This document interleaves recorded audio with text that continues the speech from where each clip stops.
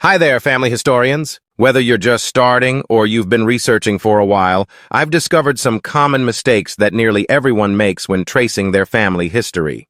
And more importantly, I'm going to share how you can avoid them. Let's dive in. Taking everything at face value.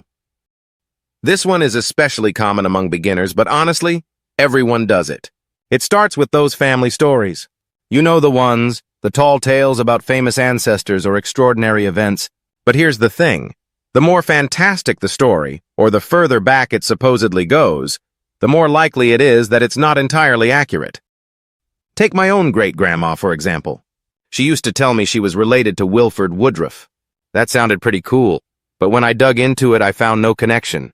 They didn't even share a direct family link, just the same last name. Now, this taking things at face value can also happen with online family trees or books.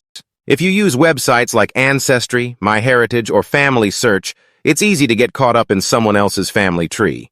But remember, someone else's tree can be totally wrong. Just one incorrect generation, and you could end up adding a whole bunch of people to your tree who aren't actually your relatives. Use these trees as clues, but don't attach them blindly to your own. Going too fast. The next mistake is moving too quickly, especially when using online tools. Platforms like Ancestry make it so easy to attach records to your family tree. But it's crucial to slow down and ask, does this record actually belong to your ancestor? For example, you might find a passenger list for a John Johnson. But if your ancestor was born in England in 1870 and the John Johnson on that record was born in Sweden in 1883, that's probably not your person. It's easy to get excited, but always double-check before you attach something. And even more experienced researchers fall into this trap, rushing off to new records before fully exploring the ones you already have. Talk to your relatives. You might discover family papers like obituaries, photos, and yearbooks that can provide valuable clues. Don't forget to review the research you've already done, too. Sometimes a fresh look at old notes can lead to breakthroughs. Skipping important steps. Another mistake is jumping ahead to fascinating parts of your research without completing the necessary steps. Let's say you find a census record for an ancestor living in Chicago in 1930 who was born in Ireland. It's tempting to immediately search Irish records, but do you know enough about this person in 1930 to correctly identify them in Ireland? Work backward, step by step. It's crucial to understand your ancestor's life at each stage before making big leaps. This is especially important when investigating family legends. Maybe your grandpa claimed you're descended from one of Abraham Lincoln's bodyguards.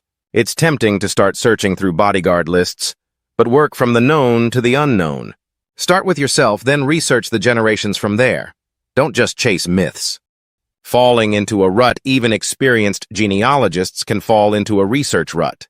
We find a resource we like, maybe a website or a record type, and then we keep going back to the same well over and over.